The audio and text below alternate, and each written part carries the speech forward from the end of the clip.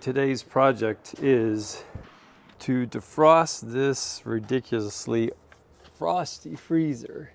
And it needs to be done because we're going to go ahead and get some grass-fed beef and we need to make some room for it.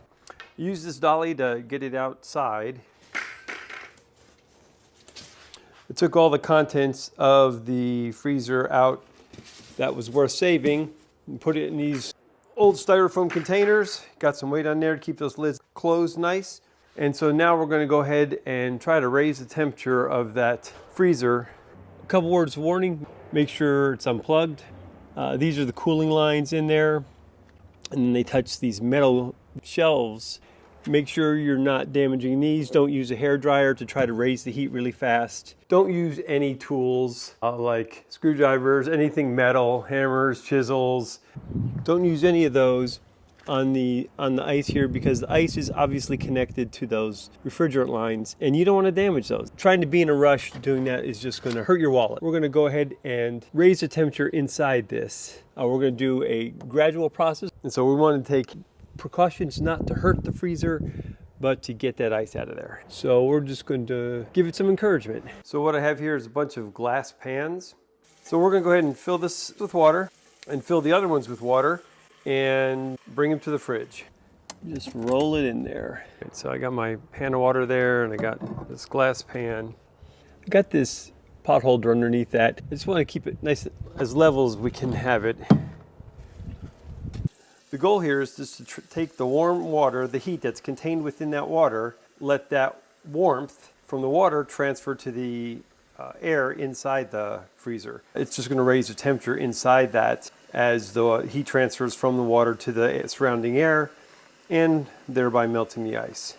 If this were a nice hot summer day, this process could go a lot quicker, but it's not. It's about 40 outside today. So we got our water in there. Just close it. Water's still pretty warm, so we close it up and just let it raise the temperature. All right, you can see a little water dripping out of there, so we're getting some progress. Yep, there we go. You want to be careful not to pry the ice. That's encapsulated, so I'll just let that melt. I don't want to break anything that's metal. Definitely making a difference. All right, so it's been a couple cycles of letting the warm water kind of warm up the interior. It's still, this top layer is still pretty intense. Again, you can be real aggressive and try to chip stuff, but you probably end up hurting the refrigerant tubing. Just being patient and let the warmer temperatures take its toll and melt that ice, it's probably the best way to go. That's falling, it's just barely hanging on.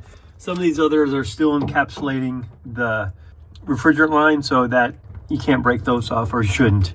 Best thing to do is have patience, tip number one. Tip number two, I think if I was gonna do this again, I'd wait for a 70, 80 degree day and just let the weather do it. Be a lot easier. If you need to defrost in winter, you can see it's possible. Just takes a little more time. Thanks a lot for watching. Don't forget to subscribe and we'll see you in the next video.